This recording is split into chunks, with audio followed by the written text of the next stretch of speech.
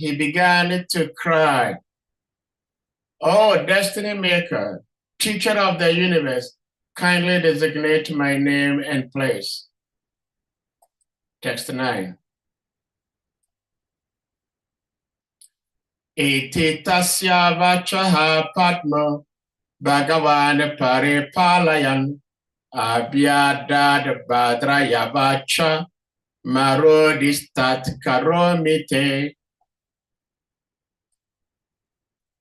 The all-powerful Brahma, who was born from the lotus flower, pacified the boy with gentle words, accepting his request and said, "Do not cry. I shall certainly do as you desire." Text 10.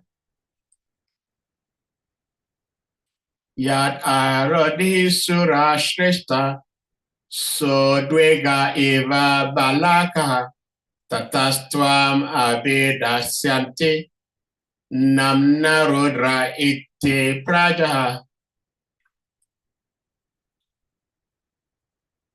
Thereafter, Brahma said, "O chief of the demigods, you shall be called by the name Rudra by all people, because you have so anxiously cried." Hare Krishna. So, Mother JAYASRI, thank you for being here. We just finished reading the translation and the purport.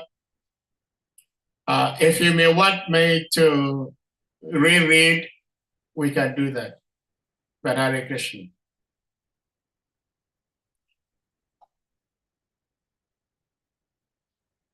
You are muted.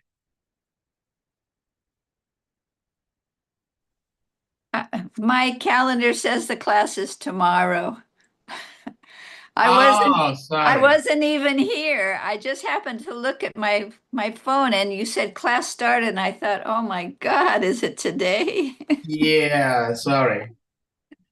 No, my foolishness somehow or other. Okay, well. Yeah, things do happen. Especially when you get old, lots of things happen. Okay, so you want me to start? Well, since you're speaking, we may start the 6 and 7 that have purpose.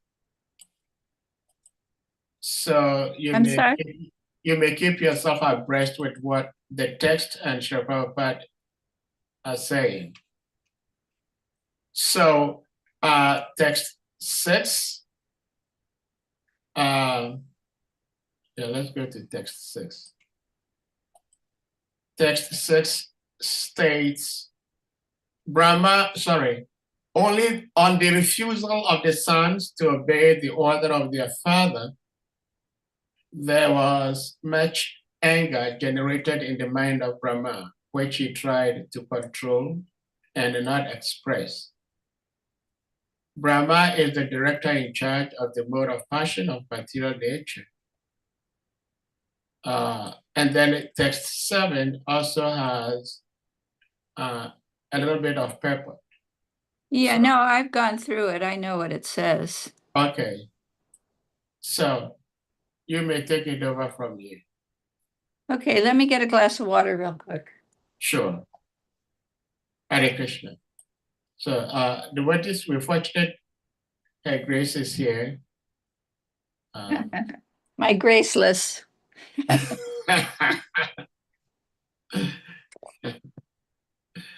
All right. Yes, it's interesting. These verses are interesting. Okay. 10.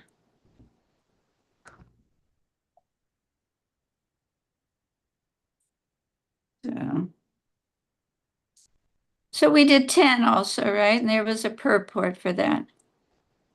9 and 10 have no purpose. No purport. Okay, then I'm right. So Prabhupada states in a certain area, because unless there's anger in God, how can there be anger in me? But we misuse our independence, we misuse our anger, and God does not misuse his independence. He does not misuse his anger. But the anger quality is there. Otherwise, how I have got anger. This is Prabhupada. These are Prabhupada's words. This is the Vedanta philosophy. Janmadayataha. Everything emanates, from the Supreme. So if the anger is there, it must be there in the Supreme. And another purport, Prabhupada says, the face of anger is the same whether exhibited due to ignorance or due to knowledge. And I was noting that there's different kinds of anger according to the personality where they're situated. There's a conditioned soul's anger, there's Krishna's anger, there's the justified anger from a pure devotee, there's loving anger from Srimati Radharani. So we see in our philosophy that anger is not just one-sided. Everything emanates from Krishna, but it's not the same. It's different according to the personality that's exhibiting the anger. Hare Krishna, Mother JAYASRI. Yes, I didn't mean to distract you, but please. I am personally very much concerned about your head and the rotating fan. So please That remember, better? remember, if you have to get up from your seat, your head is quite close to the fan. Oh, well, it's not close to the fan. It's quite far away. It's just the way. That's good. Good Is that to better? know. Yes. That better? Okay. No. I was concerned that if your head is closer to the fan, Oh, no. get up, No. you might. Okay. No, the fan's like 4 feet above my head. Okay, that's good. Thank you, Mother. No, I definitely wouldn't be getting up and having my head hit by the fan. No way. No way. Hare Krishna, thank you. Okay. So I was listening to a class of Jayadvaita Maharaj on these verses, and he was actually mentioned several times, how he witnessed Prabhupada's anger. And he was saying Prabhupada could get very angry. His bottom, and I've heard it before, Prabhupada's bottom lip would quiver. And if somebody did something wrong, not small stuff, but big stuff, like when they were doing the printing of his books and somebody dealt with the printer wrong, Prabhupada would get very angry. He said he would pound the table. Who has done this? Why have they done this? Call the GBC. And his lip would quiver. And I was thinking how interesting that we see the conditioned soul, their anger is so selfish, right? It's all about them losing something, that attachment. And so their anger, their eyes get red and they can shake and they can punch somebody or kick somebody or throw something just out of that false ego type of anger. And I was thinking about the Krishna Balaram temple, how controlled Prabhupada actually was, that his anger was very well aimed, right? When he got angry like that, it was not destructive anger. I mean, some of his disciples became very afflicted by it because they loved Srila Prabhupada. They didn't want to do things wrong, but at the same time. So when they were building the Krishna Balaram temple, I remember in Mother Jamuna's or Dina Tarani's book about Mother Jamuna, and also Guru Das's book, that Prabhupada wanted the Krishna Balaram temple done at a certain time. It was a big endeavor. They had so little experience, and they were dealing with cement and all kinds of stuff. And Prabhupada contacted them, and they said the temple would be ready at a certain time. So Prabhupada made all these plans. He contacted like the governor, and he sent out invitations to all these dignitaries. And then right before he got there, he contacted them. And it was like 20% done. And Prabhupada got so angry. It's like, why didn't you tell me the truth? Why weren't you straightforward with me? I wouldn't have made all these arrangements. Now I have to contact all these. Can you imagine? Can you imagine such a mistake or such an oversight to not tell Prabhupada directly the real situation, and he makes all these plans? So I could see he would get it very angry. And another class, there was, and I'm sorry, I didn't take the name. The devotee was talking about Prabhupada had two sides to his anger,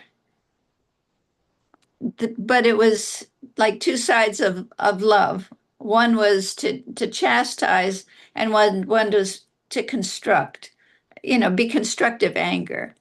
And this type of loving anger that Prabhupada used on his disciples, fortunately, I was never a recipient of that. And I know Malati was, but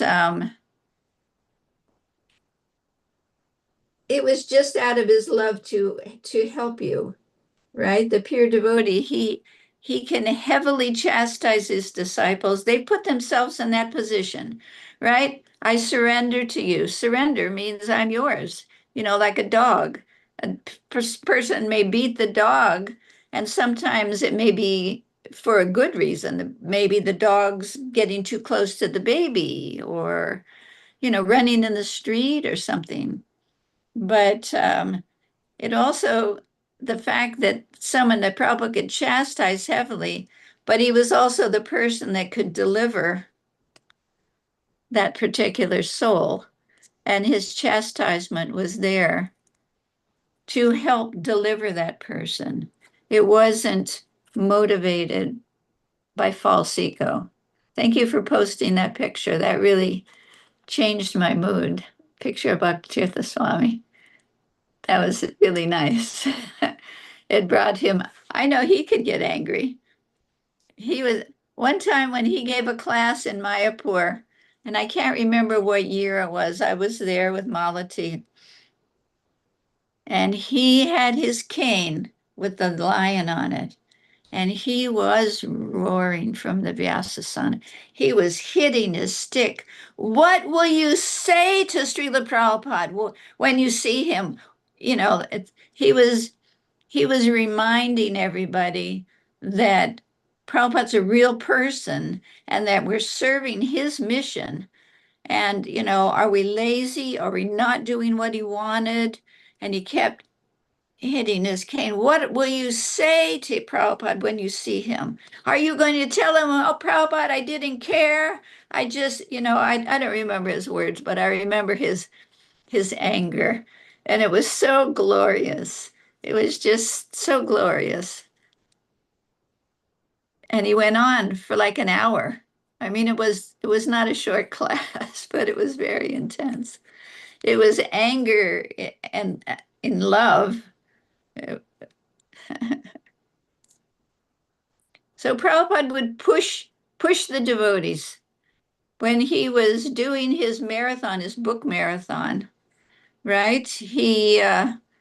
Wow, can you imagine that book marathon? Just so many books he wanted. They said, Prabhupada, it's impossible.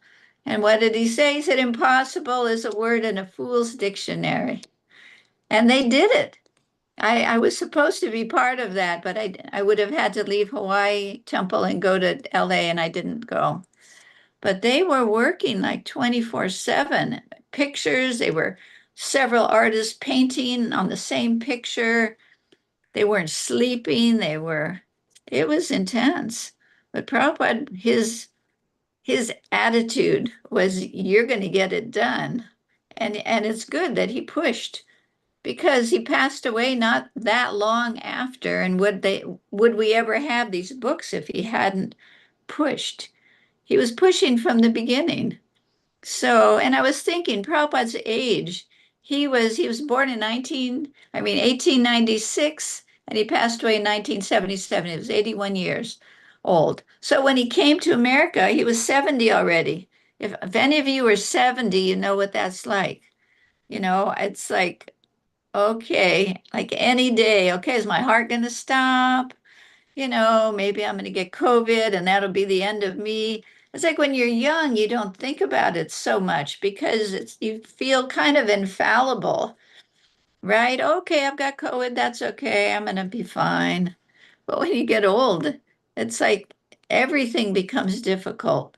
Getting up off the ground, I've got to hold onto something and push myself up with my arm because, I mean, my legs can do it, but it's a strain. And I watch my god sisters and god brothers, and we're all kind of the same age in the 70s. Malati will be 80 in a few days. And, things change. So Prabhupada was like in his late 70s and early 80s. 15 times around the world he traveled. Can you imagine in 10 years? That's on the go all the time. It's just to go to Gita Nagari for the program that we had was like an austerity. It was a wonderful austerity, and then we drove to New York before that for the Ratha Yatra. It's okay. Are we there yet? Oh, we got 3 more hours. Okay, we got 3 more hours. And then you get there and you're displaced. You're in a place you don't know. Did you bring the right things with you? Prabhupada was just so austere, traveling so much at such a late age, and then dealing with a book marathon, building temples, disciples that were, I don't want to say, call my god brothers and god sisters names, but Prabhupada said 10th class people. You know, that was amazing what Prabhupada did. Okay, so the conditioned soul has anger, right? And Krishna in the Bhagavad Gita 16:4, he's saying arrogance, pride, anger, conceit, harshness, and ignorance. These qualities belong to those of demoniac nature, O son of Pritha. So anger in the conditioned state is it goes along with like arrogance and pride and harshness. And we see all the problems in the world because of anger. The prisons are full of people that have committed extreme violence just because of that covering of anger. And 262, while contemplating the objects of the senses, a person develops attachment for them. And from such attachment, lust develops, and then from lust, anger arises. That goes into so many situations, male female relationships, right? That attachment through lust, and then they get attached maybe to somebody else, and then there's extreme anger. Radhanath Maharaj gave a class one time, and he said more murder or killing is done through that attachment of lust. That's a little scary. What we consider in our conditioned state love, oh, I love you so much. Oh, I love you. And then something happens, and that same person becomes like somebody you're totally afraid of because they've turned on you out of their lust is not satisfied somehow or other, and they become ready to kill you, basically. You see it in the newspaper all the time. Someone kills their wife, someone kills their husband, that lust, that type of anger.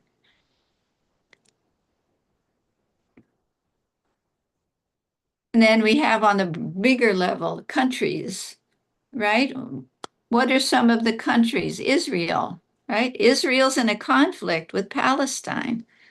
It's one of the longest running and most violent disputes in the world, I read. It goes back to a century ago, I guess.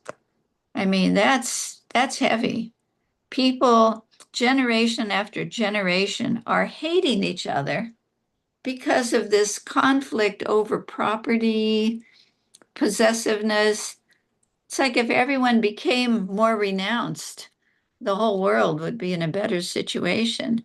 And there's another problem called the Troubles. It was a violent conflict in Northern Ireland. If you know anyone from Ireland, there's a conflict between like North and South Ireland, the UK and Irish, not the UK exactly, but it's Ireland. So North Ireland from the late 60s to the late 90s, where the problem is. It's like 30 years. It's a dispute over Northern Ireland's status with the United Kingdom. I mean, really, you spend your whole life growing up in a place where there's conflict and name calling. Those guys, those North Ireland people, they're like this, they're like that, and you don't even know this. They're not even the same people that started the whole mess. But generations after generations are fighting for no good reason. And in Russia, the Ukraine situation, it began in 2014 and it's been ongoing and escalated in 2022.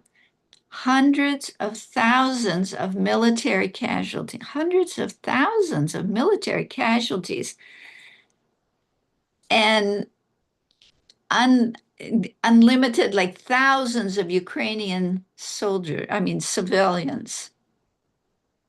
For what? You know, it's so fruitless, that kind of attachment and anger. It's it's like some kind of insanity. And then I was thinking about the Lord, right? He can get really angry. Lord Nishingadev. This is Srimad Bhagavatam, and I forgot to put the canto, but it's text number 30. Lord Nishingadev's mouth and mane were sprinkled with drops of blood, and his fierce eyes, full of anger, were impossible to look at. Licking the edge of his mouth with his tongue, the Supreme Personality of Godhead, Nishingadev, decorated with a garland of intestines taken from Hiranyakasipu's abdomen, resembled a lion that has just killed an elephant. If any of you have seen that new movie about Lord Nishingadev, it's, for me, I'm like a flower and butterfly person. For me, it was pretty intense. I went with Malati. I had to have earplugs on because it was so loud. But I was half the movie, I was like, oh my God, they're cutting off everybody's head. Oh, there's blood everywhere. But when Lord Nishingadev killed Hiranyakasipu, it was so far out. It's like I, for years when I was able, which I'm not now, Lord Nishingadev's appearance day, I used to, our Nishingadev is very peaceful, but I would do the festival in the evening. It had a Hiranyakasipu made, like a dummy, and he had an open intestine thing and kind of bloody intestines made out of wire and stuff. And I would paint, I would stand up on the altar and paint teeth on our Lord Nishingadev. And I would put red in his eyes and red here. And I had these teardrop rhinestones and I'd put blood on his mane. And I had fingernails, stick-on fingernails, red fingernails. And I'd put Hiranyakasipu on his lap, and Hiranyakasipu's laying there, and Lord Nishingadev. And then I had a CD of a roar, like a really loud, ferocious roar. And I'd have all the lights turned off in the temple. The devotees would be standing there having kirtan. And then you'd hear in the dark this roar, really loud roar.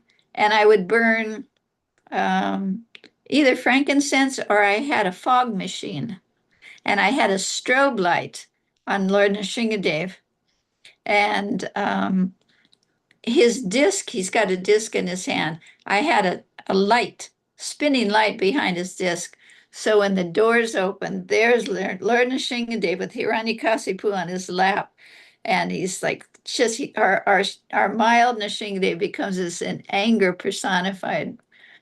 And I remember one time when I was painting him, I could envision Lord Nrsingadev like fighting with with roaring and fighting with Hiranyakasipu. It was quite far out. But Lord Nrsingadev, yeah, he could get manifesting. This is also from the Bhagavatam. Manifesting a full effulgence and a fearsome countenance, Lord Nrsingadev being very angry and finding no contestant to face his power and opulence, then sat down in the assembly hall on the excellent throne of the king. Because of fear and obedience, no one could come forward to serve the Lord directly. I mean, that is anger, but such justified anger, right? The Lord his anger is just so purifying. It's so different than the conditioned soul's anger. So, and then I was thinking about Ravana and Ramchandra. We see the anger of Ravana, like he's like this greedy, demoniac guy. He doesn't care about the rules made by the Lord. He wants to seduce people's wives. And he's absorbed in lust and greed. And it's just all sense enjoyment. But his anger is so like disgusting. He's just like such a low-class person. And so Lord Ram, he went after him to protect his wife. And he destroyed all the demons and he finally shoots Ravana in the heart. Nice anger. The Lord has nice anger. So, and also in Ramchandra's pastimes, he got angry, whoops, at the ocean. So this is 9, 10, 13. After reaching the beach, Lord Ramachandra fasted for 3 days. He had asked the ocean to let them cross, right? And so he sat and waited for 3 days, waiting the arrival of the ocean personified. But after 3 days, the ocean didn't come. So when the ocean did not come, the Lord exhibited his pastimes of anger.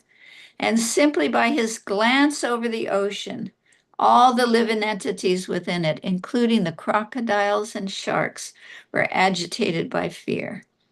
Then the personified ocean fearfully approached Lord Ramachandra, taking all paraphernalia to worship him. So, and then we have Prithu Maharaj, right? He's an incarnation. He came after King Vena, the demoniac king that used to kill his classmates when he was young. So Vena was the father actually was the king, and the father actually went to the forest. He didn't want to deal with his son and everything. He kind of ran away. And then Vena takes over, and the only good thing about him being the king was that the dacoits were actually subdued because they were afraid of him. And if the Brahmins left, that was what their decision was. They had to decide whether to kill Vena or not, because they knew the dacoits would become powerful then. So they kill Vena with mantras, right? And then Prithu is manifest out of the churning of his arms, I believe it was, right? So this is Prithu Maharaj. And I'm not sure who's speaking. Dear King, just as a tree with a fire burning in its hollow of the trunk gradually dries up, we are drying up. Oh, I see. This is the people of the earth talking to Prithu. He's the king. And they're saying that they're starving, basically. due to the fire of hunger, and they're drying up due to the fire of hunger in their stomachs. You are the protector of the surrendered souls, and you have been appointed to give employment to us. Therefore, we have all come to you for protection. You are not only a king, but the incarnation of God as well. Indeed, you are the king of all kings. You can give us all kinds of occupational engagements, for you are the master of our livelihood. Therefore, O King of all kings, please arrange to satisfy our hunger by the proper distribution of food grains. Please care for us, lest we soon die for want of food. So seeing this, Maharaj Prithu became very angry, and his eyes became red as the early morning sun. Placing an arrow in his bow, he chastised the cow in the shape of the earth had taken the shape of a cow and was running away from him. And he's chasing her with a bow and arrow wherever she would run. Any cruel person, be he a man, a woman, or an impotent urchin, who is only interested in his personal maintenance and has no compassion for other living entities, may be killed by the king. Such killing can never be considered an act of killing. Such a high standard of justice, right? After hearing the auspicious and pleasing words of the planet Earth in the form of a cow, the king accepted them. She was apologizing. She wasn't giving grains. And after she explained to him why, he accepted her words. And he then transformed Swayambhuva Manu into a calf and milked all the herbs and grains from the earth in the form of a cow, keeping them in his cupped hands. So he changed the face of the earth. But at first he was very angry, and he was actually going to kill the wrongdoer, even though it was the earth in the form of a cow, which of course you never kill a cow. But his supreme logic was above that.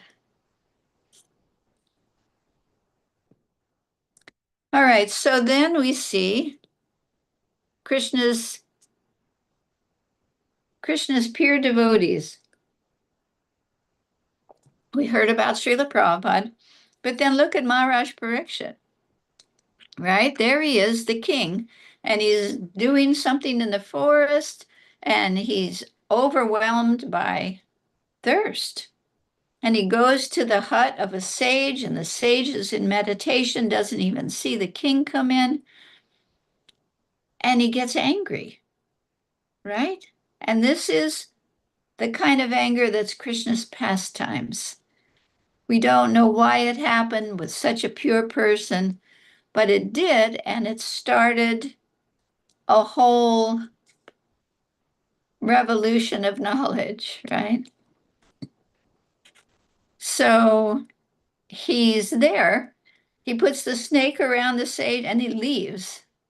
And then the sun comes, Shringi, and he sees, my God, this king, this low-class man, has put a snake, a dead snake around my father, who's a Brahmin. And then he curses him out of anger. And it says that curse of Shringi started the Kali Yuga when things started to be degraded. But then we also see Parikshit, and he's in the forest again, and he runs across the cow with the broken legs. What is it? It's Dharma the bull and the earth in the form of a cow. Anyway, so then there's Kali, and he's in the guise of a king himself, although he's just a low class Kali, and he's going to hurt the cow. He's beating the cow and the bull. And Parikshit, okay, no, you're going to die. You can't do this in my kingdom. So the different anger of the pure devotees is just so beneficial for everybody. although their anger is anger, like Prabhupada says in the purport, that the face of anger is the same, right? Where is that?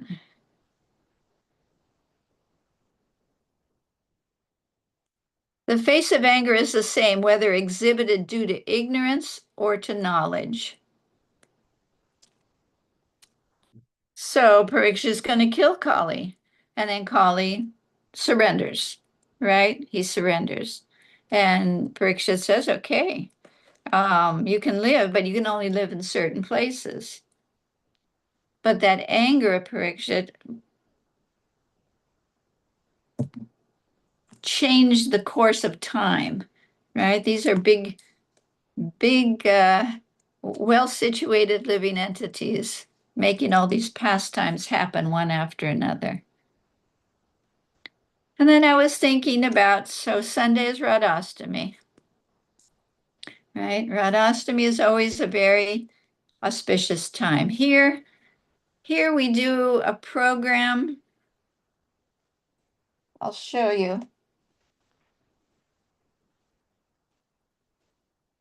Or can I show you? I usually do the festival. It's something Malati started, by the way. See these little hearts? They have names of Radharani, different names with the meaning. Daya, she is mercy. Shranti, exhaustion. Nidra, all these different names. There's so many names of Radharani. So we put them on a heart, and then we buy helium balloons. I ordered 279 balloons, all different colors, not the mylar, but the latex ones. And then they have a long string. So we set up the temple room with tables on either side of the altar, and we have these little hearts, and the balloons are all there in stacks of like they're floating in the air. And then we have flowers on another table, and we have cards.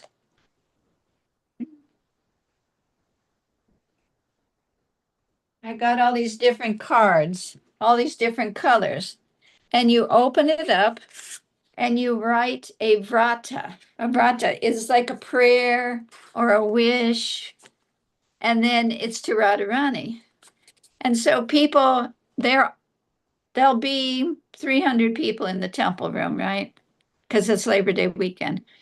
And they can go and get a balloon and pick out a name of Radharani. The person behind will take a balloon and tape the heart, and then they'll go over to the altar and hit it, and it'll go up onto the altar. And then all these balloons are floating on the ceiling of the altar.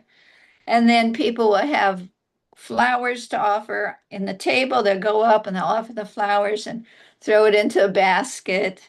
And then the vratas, I have like 50 pens, and everyone, you see them writing their prayers and everything, and they go up and they put in this basket that'll be in the front. Usually we used to have incense for people to offer and ghee wicks also, but it's a little dangerous with so many people, so we're not doing that. So Radhastami is a fun and special time. So I was thinking about Srimati Radharani, right? We hear so many stories where she gets angry at Krishna, right? She doesn't exhibit the anger of the conditioned soul with the red and gonna kick somebody, but like she gets angry and then sometimes she's completely silent. She won't speak, right? That man kind of anger. Or she'll play a trick on Krishna and get back at him. But it's such a sweet reciprocation, right? Of that kind of anger. Because I thought somehow or other the class was tomorrow, I was going to come up with more of Radharani's angry moods.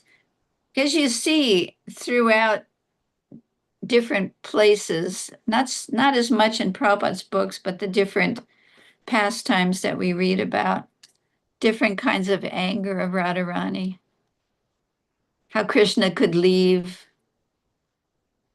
You know, the more I go on with the Krishna consciousness, it's so sweet that the different doors that open, right? It's just like very exciting.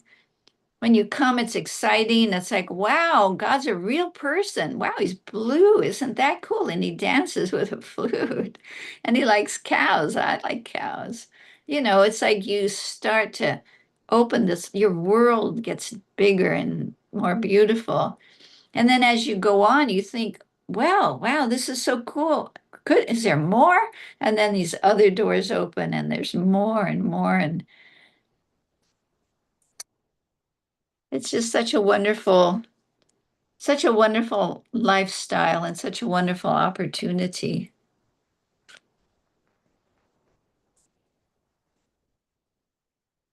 We're going to India on October 10th, Malati and I. She's on her way. She's in the UK right now. She's on her way to France. And her birthday, by the way, is on the 30th. Anyone wants to wish her a happy birthday. She'll be 80. So we're going to go to India to Radhanath Swami's Yatra. And I haven't been probably in 15 years to India. So it'll be an exciting trip. But you have to know Malati is not someone to stay in one place, right? We're going to the UK, then to Bombay, then to Govardhan Eco Village, and then to Vrindavan, and then to Jaipur, and then to Amritsar, and then back to the UK for a few days, and then back to the US. So it's not just like a slow meditative trip. Uh, All right. What should we talk about? How much longer do we have? Well, if you want to go more, you may. Otherwise, we can ask the witness to see if they have some questions or reflections. Why don't I tell you a story? Yes, please do. Hmm. You know the coat, Prabhupada's saffron coat. Mhm. I made that coat. Oh, So I'll tell you the story of the making of the coat, but there's no anger involved in it. So Govinda Dasi, who was Prabhupada's, well, her husband was Prabhupada's secretary, and she acted as a secretary some too. She and her husband Gaurasundar served Prabhupada for a few years. And then in Hawaii, when I met Srila Prabhupada, Gaurasundar and he was the temple president. So one day I'd been there, I don't know, maybe 6 or 8 months, and I'm a seamstress. So she came to me and she said, I want a coat made for Srila Prabhupada because he wears a black coat. Sannyasi's not supposed to wear black, and it's got buttons. He's not supposed to wear buttons. So I said, sure. So she wanted a saffron wool coat with a hood, long. And, I didn't think about it at the time so much, but it's Hawaii. I mean, I was raised in Hawaii. You don't own anything wool because it never gets really cold there. You might have a light sweater in the winter. But somehow or other, I went into Sears and they had a sewing area with fabric. I walked in, and on the front table was a bunch of wool. And one of the colors was the saffron wool. So I was very surprised to see exactly what I was looking for there. So I got a pattern. I got a pattern of a sweatshirt, right? They didn't have coat patterns in Hawaii. You don't have coat patterns because it doesn't get cold enough for coats. It may now, but it didn't then. So I got a sweatshirt pattern and I decided I would lengthen it. And then she wanted a furry hood. if you see the pictures, actually, you can't see my screen though, can you? Wait, let me do that. I have a picture of Prabhupada. Yes, so we're going to give you the rights to share. Okay. And let's see. Uh,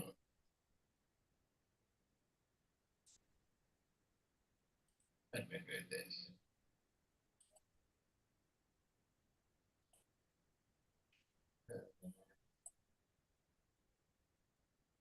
Well, you see me now. Yeah, you can share now. Okay. Well, I just thought maybe I could just turn my No, you can share on the screen for everybody to see. share. Should I push screen? If you put the photo on your, are you using a laptop or computer, Can you desktop? can you see it now? No. If you go to share screen Yeah, I did that. Share. and then you click on the photo and then you share again.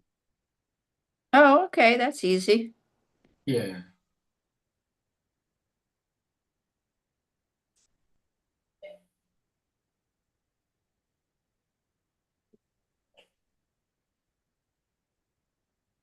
Okay, it's coming. Yes, here we are. All right, so you see around the hood is furry because the whole hood is furry. Yeah. And they didn't have any fake fur in the fabric department. So I don't know if you know Kusha, you probably know Kusha, but she says I have a black belt in shopping. So I wandered around the store and I found this fur on a in the bathroom department on it. It was a toilet bowl cover, but it was new fabric. It was just the right size. So I cut just a hood out of that fabric. But see, the beautiful wool Yeah. was, and then I did the sleeves, edged around the sleeves, but the whole coat is lined with saffron flannel. Hmm. And Govinda Dasi had Prabhupada's coat from when he was a businessman. And she hung the coat in my room with a picture of Prabhupada as a businessman with days liniment. And so I would try Prabhupada's coat on to measure the sleeves. And, Man. we were kind of the same size. So we made the coat and see it has Velcro. That white patch on the top is Velcro. Oh, okay. And because it fastens with Velcro, no buttons. So we put the Velcro on and Govindadasi added the peacock feathers. Hmm. So there's one more. Let's get that other one. Photos.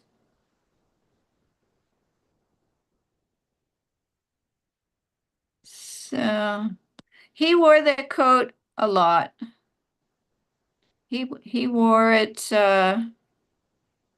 It looks very comfy. Yeah. There you can see it a Oh, little okay, good. closer. Much clearer here. Yeah, that's a very picture when it was just made. You can see how fine the wool is. Yeah.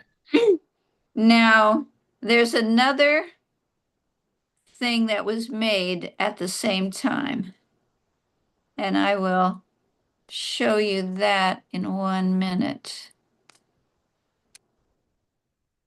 I know the picture I have is upside down somehow or other.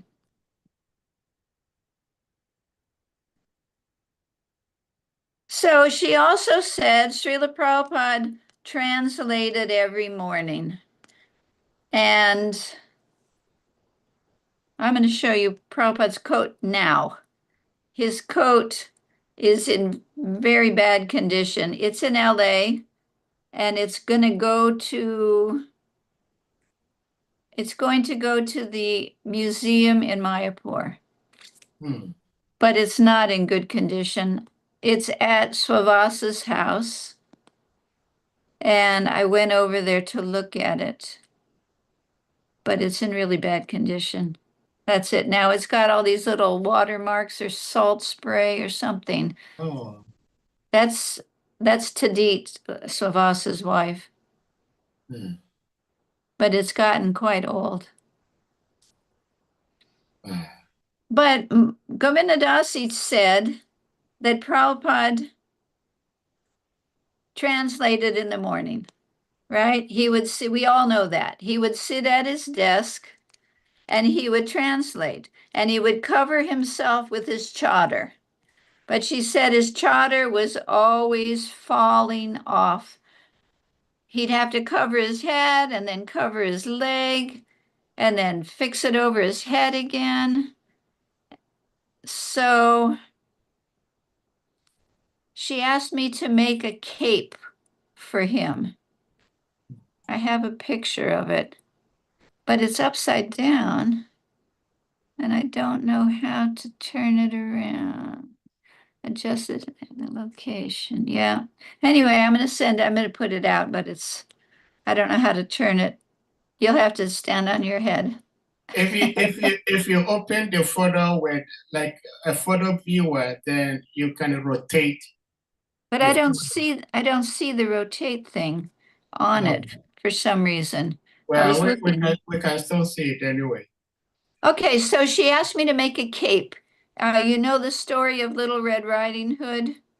Little Red Riding Hood, she used to wear a little cape over her head, and then it was just a cape around her. So she wanted me to make a long cape for Srila Prabhupada to wear while he translated, with slits in the front for his hands. So he could sit down, his head would be covered, and he could put his hands through the slit and translate.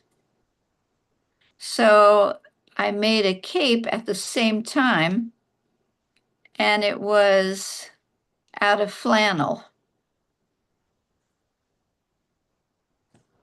And I've only seen the picture of him in the cape a few times in my life, but okay, I just had it here. Where did it go?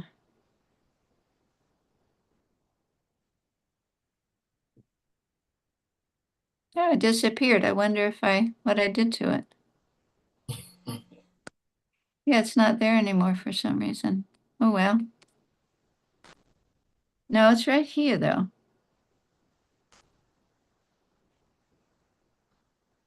I had seen Srila Prabhupada in that coat, and I never knew until today that you saw that beautiful coat. Yeah, it was one of my first What is that? services. Yeah.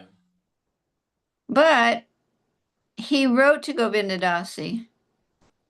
There's the cape, but I can't turn the picture. Oh, okay. Yeah, we see. See, he's walking down the street with the cape on. Yeah. I've only seen him in that cape a few times. Okay.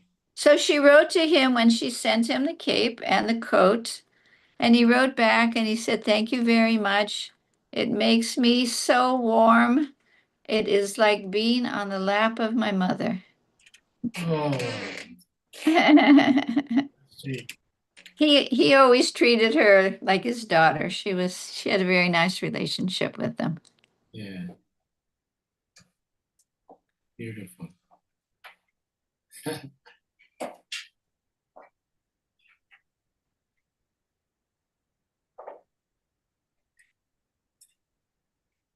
Okay. Well, thank you so much, Mother. Even though it's been an impromptu lecture, but it's turned out to be a very beautiful, wonderful lecture. So thank you so much. I did have it almost prepared, but I thought I had one more day. Yeah, yeah. Yeah. So, dear devotees, if anyone may have questions, comments, reflections, realizations, you may want to ask, share, please indicate by using the hand emoji or your physical hand, and you'll be asked to unmute to ask or share your reflections. Share your reflections or ask questions. But I have one quick question. We're talking about Lord Brahma creating these four Kumaras, and they refused to assist him in what he wanted them to do. And then from such anger, Lord Shiva appears as a child to Lord Brahma in the form of Rudra. And Rudra had to listen to Lord Brahma. And I'm wondering how Lord Shiva, who is older, superior, more powerful than the Lord Brahma, now that he is the son, the quote unquote son, he had to obey Lord Brahma. Lord Krishna had to obey Mother Yashoda. Lord Chaitanya had to obey Sachi. Now, my question in this regard is, how then do we know, especially those of us who are grihastas, we're giving birth to children? Srila Prabhupada says the third generation and going beyond, they will be like very, very serious devotees. So now I may have a child who is more of a devotee than me, but I still have to direct. What do we do in this regard when you know that probably, sorry, you know that probably you have a child who is more of a devotee than you, but being the parent, More what? more of a serious devotee than yourself, but being a parent, Oh, that's nice. you also know that you have certain responsibilities to do. That is to discipline and bring up the child. What do you do in such a way that you do not offend this great soul that has come to you as a child, or this great soul that has come to you as a friend? Because we may not know. But we also do not want to say this person is a pure devotee, so I'm not going to tell him what to do, what not to do, and thereby spoil the child. So what do we do as parents in this regard? Well, it seems to me when Jagannath Mishra found out that Lord Chaitanya was going into the river and pulling the Brahmins down by their feet and spitting water in their face, that he went to chastise him.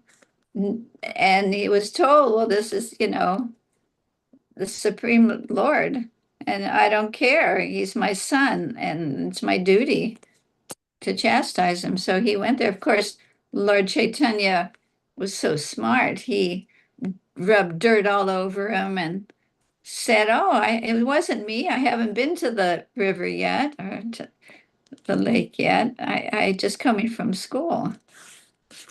I believe Nanda Maharaj had the same attitude with Krishna. Okay, he's my son, but I have to chastise him. I don't care who he is. He's my son. He needs to learn his lesson. Hmm. I mean, it seems that Prabhupada himself was very naughty. There was a lady here who chastised somebody else's child. It was a memorial for Bhakti Charu Maharaj. And the child was running around screaming. The parents weren't there. Someone else was watching the child. And someone pulled the child's ear.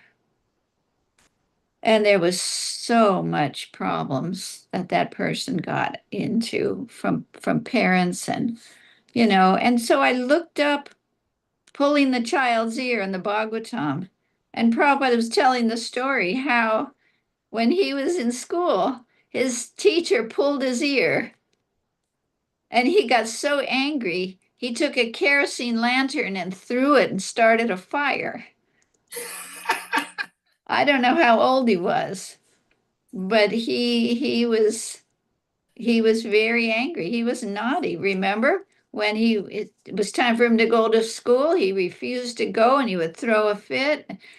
And his mother had this big man, can't remember the man's Yeah, name right yeah, now, carry him under his arm like a loaf of bread to school until he would go. And then when he went with his father and he saw the gun, he got the gun and he was kicking his legs and throwing a fit. I want two guns. I want two guns till his father got two guns.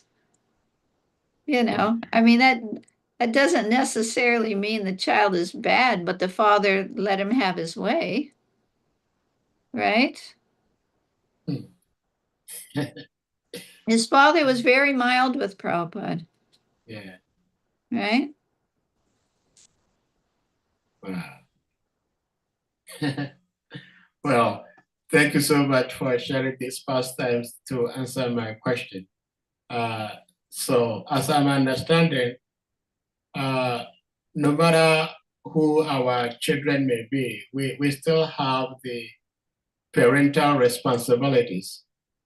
But I believe we still have to do that with love. Yes. Yeah, yeah, Should always be done with love anyway. yeah. Wow. But of course, King Vena, he couldn't do anything with his son because his son was a demon. Hmm. And he ended up just leaving. He went to the forest. Yeah.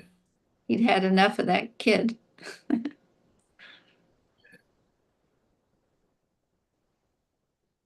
It's so beautiful how you were describing uh, how you observe Lord Shimadeva appearance in New Vrindavan, making all these costumes, and it's very It's interesting.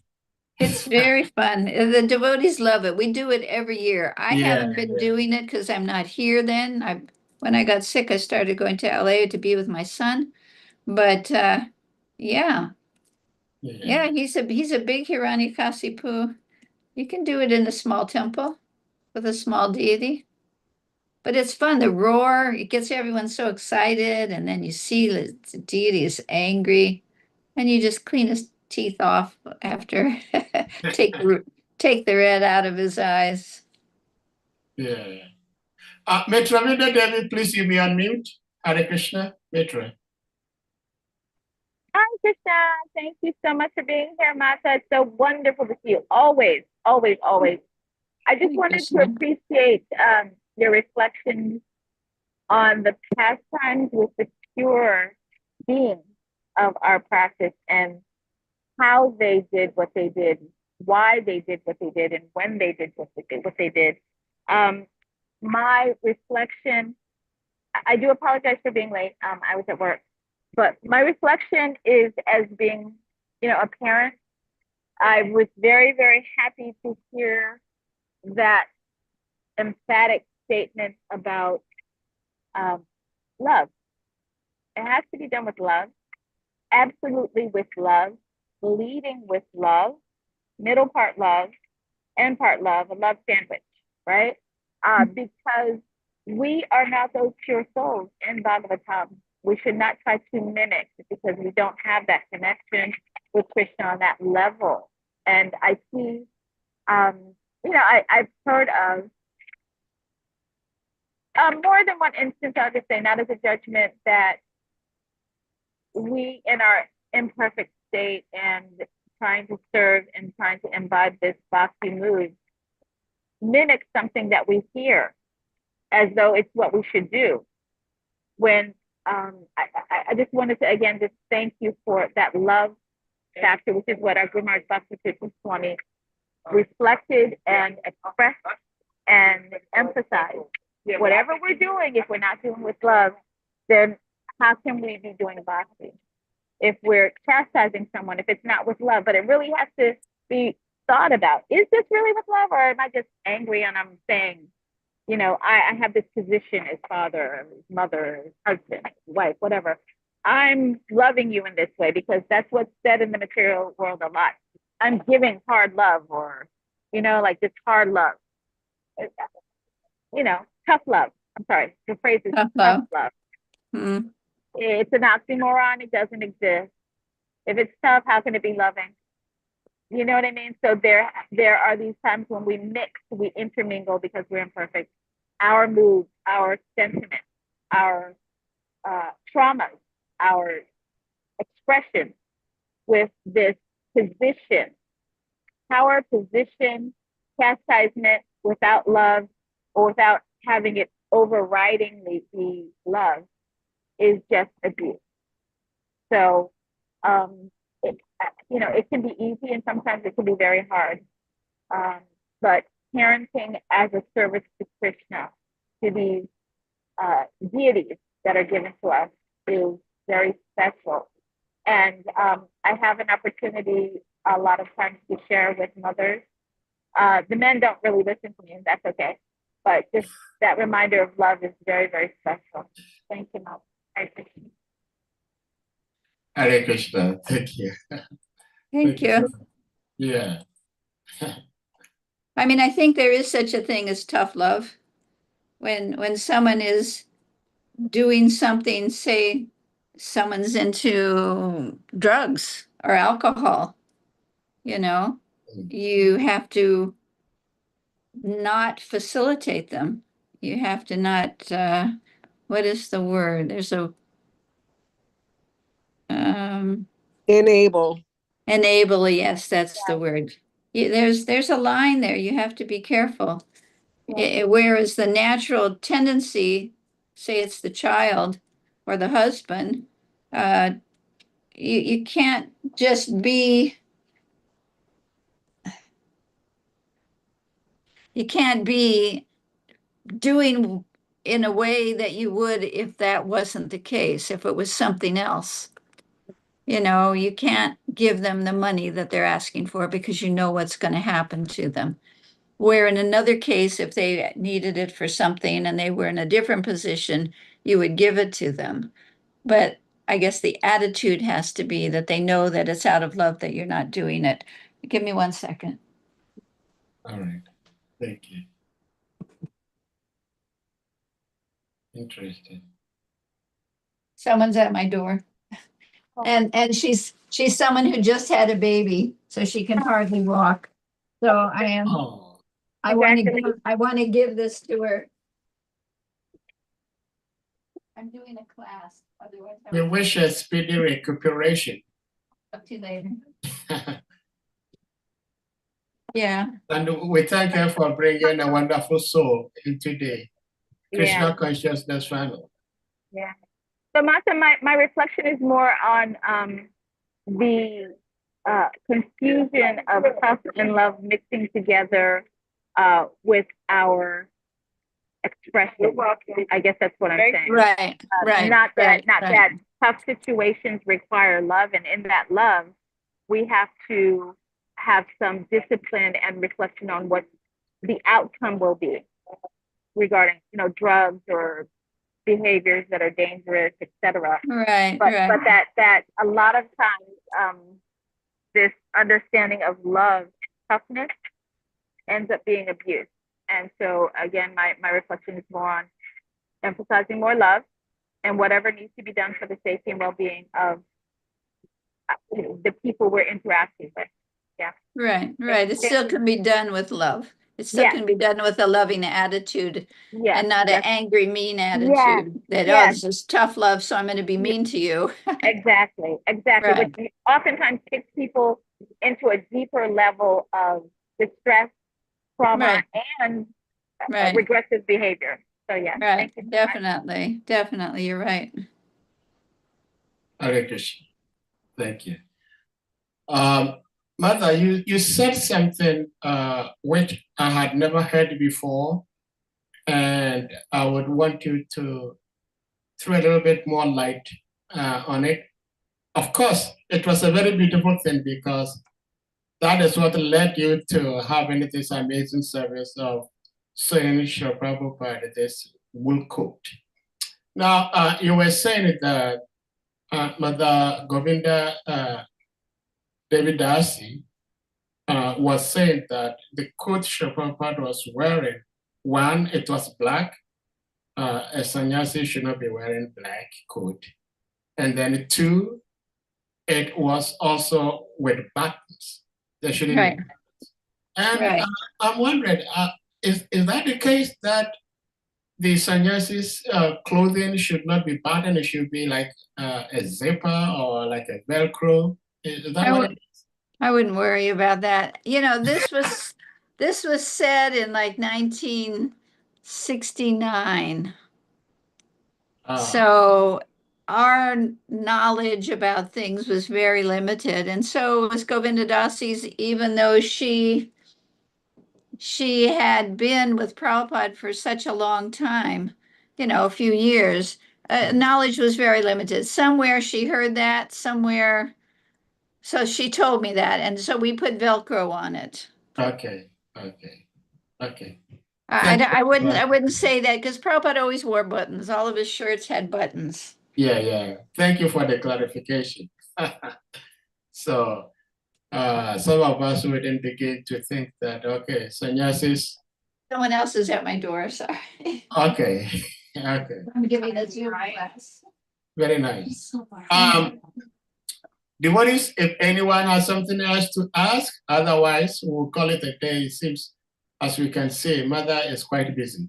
No, it's just someone gave me a bunch of vitamin B12 and they told me just to pass it out to the devotees. Oh, So I've got like 100 bottles and I put it out maybe an hour and a half ago. So all these people are coming to my door. But the one lady's just had her baby and she could hardly stand. So I had to give her hers. all right. We have Mother Jambavati's hand up. Jambavati Devi, please you may unmute. Hare Krishna, Mother. Thank you so much for your Hello, wonderful, Jambavati. Hare Krishna. refreshing class. One vrat that I would have for this Radhastomi is to have your mood of service. Oh, Yes. I have a question though, and it just came up, and I guess I've always had this question. A lot of times when we see beggars, you know, on the street and they're asking for money, I have heard, well, I've heard that we should not give because we don't know what they're going to use it for. It could be for booze or drugs or whatever. But then my question is, if we give and our intent is pure or sincere, and just in terms of wanting to help that person, do we do harm by giving them a little Lakshmi? And I isn't wonder, the I'm sorry, intent, go ahead. Go and ahead. isn't it the intent that's important? It's kind of like, I can't be attacked. You know, we always talk about not being attached to the results. But you know, if our intent is pure, is there any harm in giving Lakshmi to a person like that? I mean, I go through that myself when I'm in LA because there's so many homeless people and I definitely want to help. I've heard different things. I've heard, one thing about you give to someone, they have to pay you back. So, in order, there's a lot of stuff that doesn't make total sense. So I don't have a pure answer for that. But I think the safest thing is if you carry something with you, those little packages of cookies or, something that you can offer and give them, not necessarily money. I think it depends on the situation too. Yes. If but it's hard. Just like in India, there's 1 million beggars, and half of them or most of them are not real. that's a syndicate. A syndicate. They use the people to collect money, and they keep the money, and they give them a little something, and they maim them Yes, I, sometimes. I yeah, mean, it's like a racket. So especially in India, I never give money. I always bring little biscuits with me. They're all individually wrapped, and I give them to the people, offer them, and give them out. yes. I mean, I have heard different things, and I heard that Bhakti Siddhanta Maharaj, when they were on a parikram one time, the devotees were by the beggars, and they didn't give them anything, and he was not happy that they didn't give them. But these were maybe sadhus. I think our philosophy and our way of life is actually very deep, and we're not always really deep in our knowledge. Mm, yes. But thank you. I will try to at some point remember to take something with me, like you say, maybe some small prasadam snack or something. Yeah, yeah. Make something, Laura bars, Laura bars, and offer them. You can give them Yes. something. Hare Krishna. Thank you, Mother. Hare Krishna. I wish I had a perfect answer. It's okay. That was fine. Well, Hare Krishna, Mother. Thank you so much for being here with us. Mother Jambavati, thank you for that beautiful question. There is this devotee, I can't think of the name at the moment, but it's one of your godbrothers, Mother JAYASRI. Somebody asked this same question, and I remember the answer he gave. So I would like to share, and maybe we can look into that. He was saying, just like Mother JAYASRI, you were saying that, especially if we know that this particular person, if he gets the money, he's going to use the money in a very bad way, like maybe drugs or alcohol, then we don't give, because we know what he's going to be using the money for.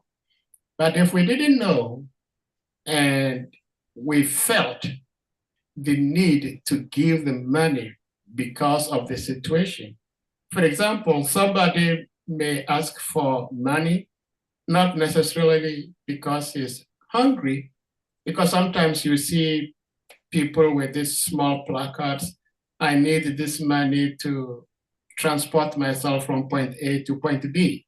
So in that case, the food or prashadam is not going to help, except the money. So he was saying that if we are very much concerned about how the money is going to be used for, then we probably should never save money with any bank. Because when we save our money in the bank is not just keeping the money there for nothing. They're using the money for all sorts of dubious things, and we cannot check, we cannot control them. So in that case, what do we do? Which I think is very logical. But if we know how somebody is going to use the money and it's going to be in a negative way, then of course we don't. But if we have that soft heart, sometimes depending on the situation, you'll be moved to give some money to the individual. And I'm thinking, like Krishna says to Arjun, everything we do has some fault with it. Just like fire with smoke. But if it's in the mood of rendering service, then I believe Krishna may take care of the negativity. Mother, what do you say about this? I say it's up to the individuals. You know, I- I'm not I'm not knowledgeable enough of all the details of karma Yeah. to know the right answer to that.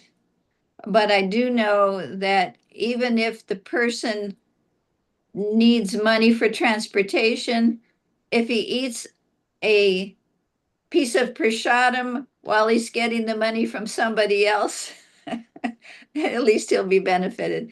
In other words, there's nothing wrong. It's good to give prasadam Yeah, and let someone else give the money. yeah.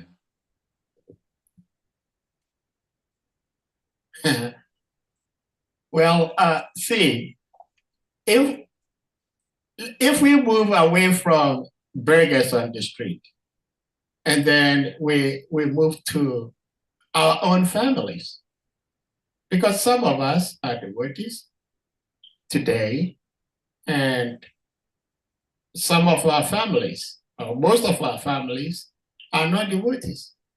And if you begin to think how your families are going to use the money you give them, then probably no devotee should ever give money to family members. But it's also quite, excuse me to say, very bizarre for people to think that Hare Krishna people never give money to their relatives for any reason.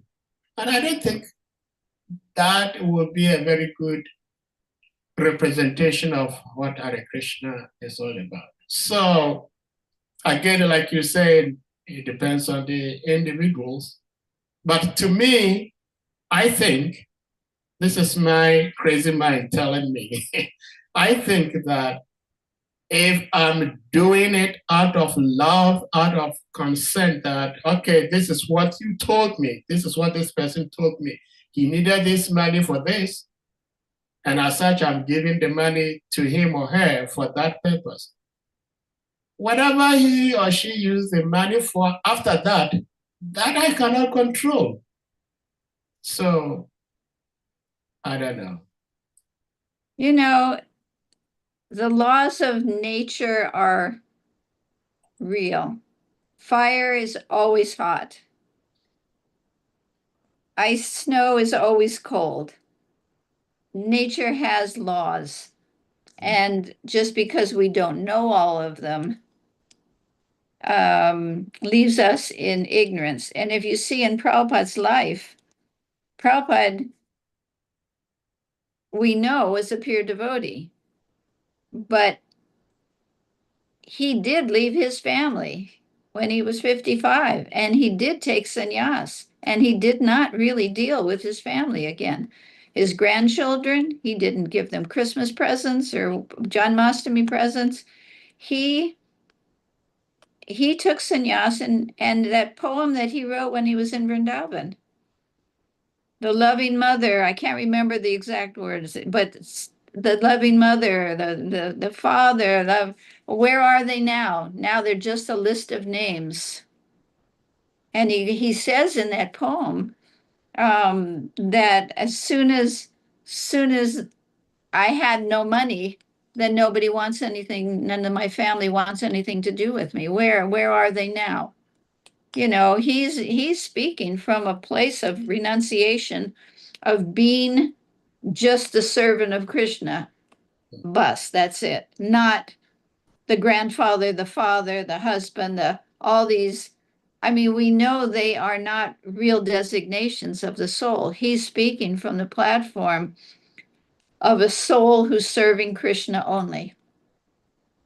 He did take care of his family. He did give them an opportunity for Krishna consciousness, but then he left, and he did not have anything to do with his family by choice. I mean, he provided in his will, I think 100 rupees a month or something, but it's not, I mean, just by his own example that most people are not following, of course, sannyas at 50, who's taking sannyas at 50? It's just, but it's not that it's not real and not true. So I think according to one's actual advancement and knowledge of how things work, we're going to act according to our nature, according to what we know.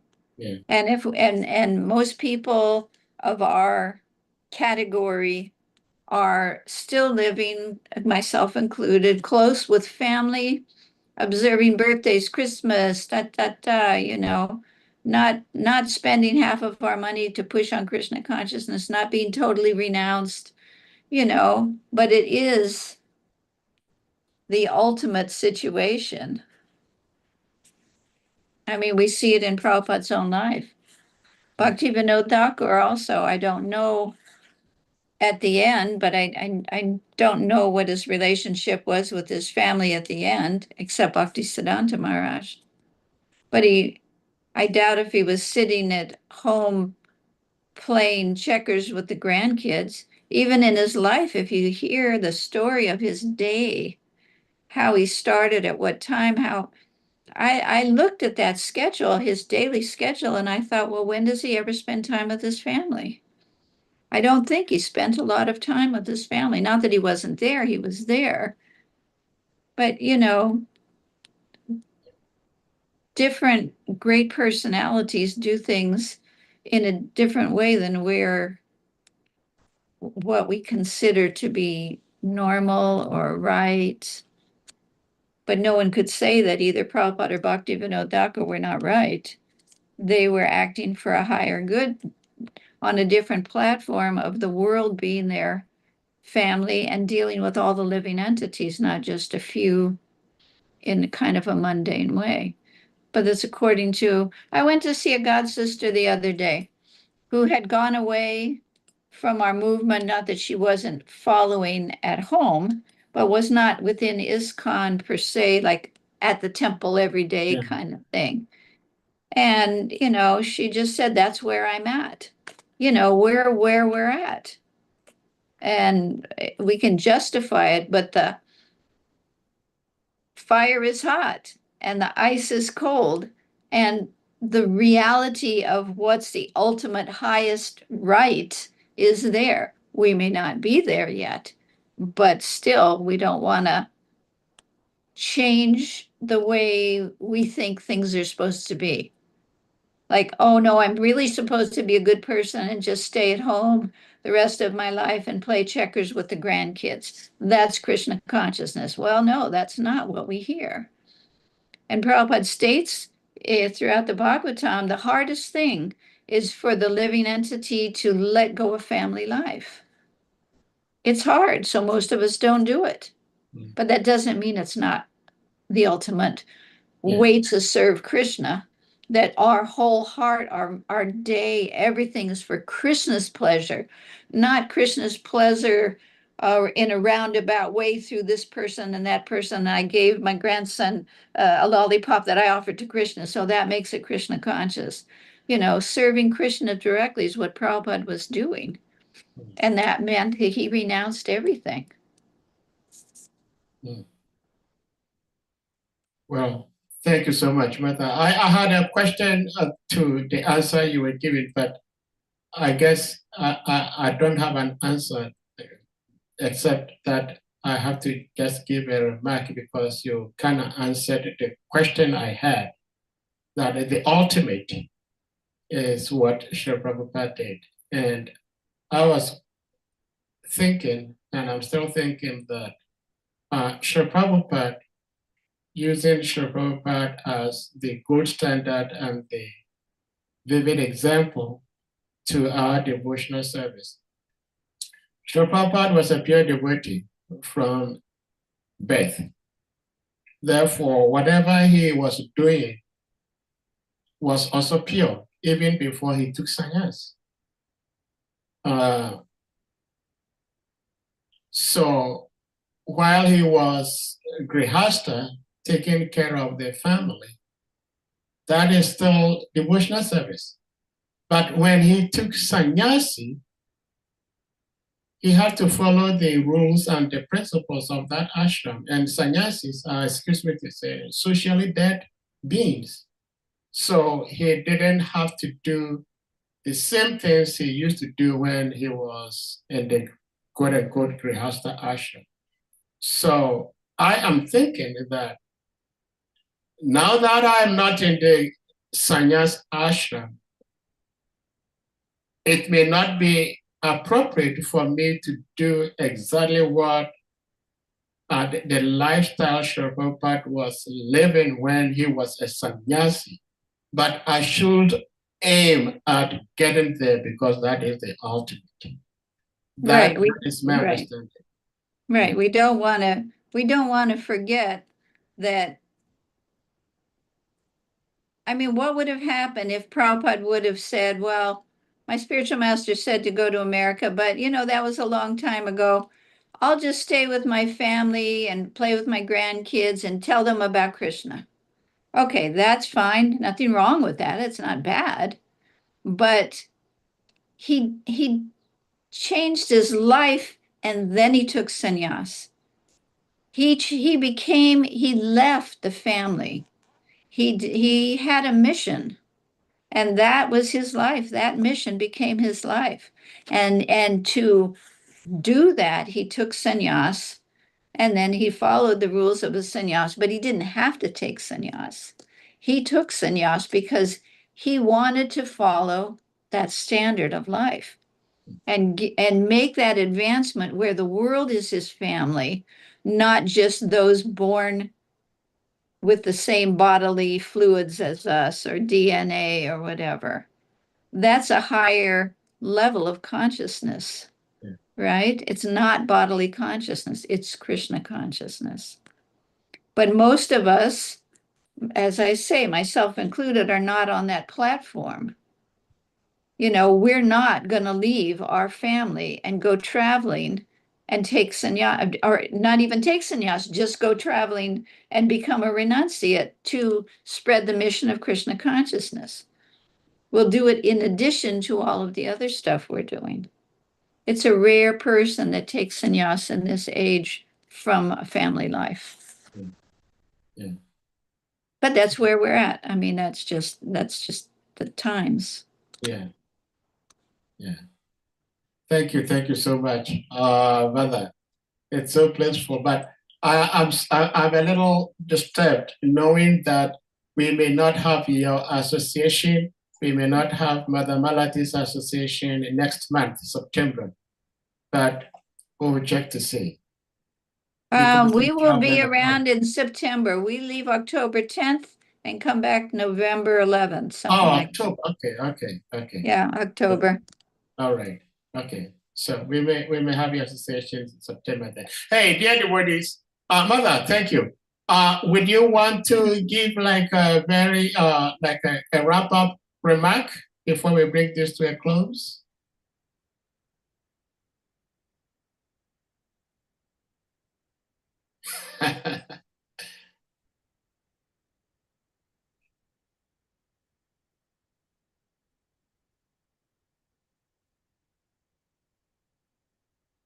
Any concluding remark?